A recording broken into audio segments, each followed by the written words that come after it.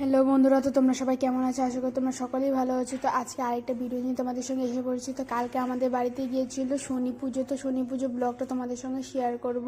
কালকে এত গরম ছিল না কি আমি ভালো করে ব্লগই করতে পারিনি, তা যতটুকু করেছি ততটুকুই তোমাদের সঙ্গে আজকে শেয়ার করব।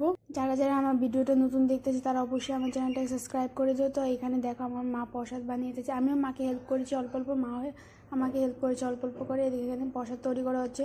তারপর আমাদের ঘরে দুটো পার্সেল এসেছিলো, কারণ পুজোতে এসে পড়েছি, তো পুজোর তো শপিং করতে হবে না। তো কী কী কিনেছি তোমাদেরকে একটা ব্লগে দেখিয়ে দেবো, এটা ভালো করে।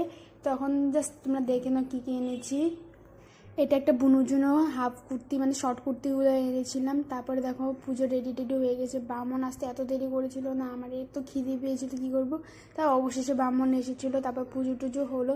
প্রসাদের ভিডিওটা করতে পারিনি, কারণ আমি প্রসাদ দিয়েছিলাম বলে ভিডিওটা করতে পারিনি। তো বাই গাইস, দেখা হচ্ছে পরে মিনি ব্লগে।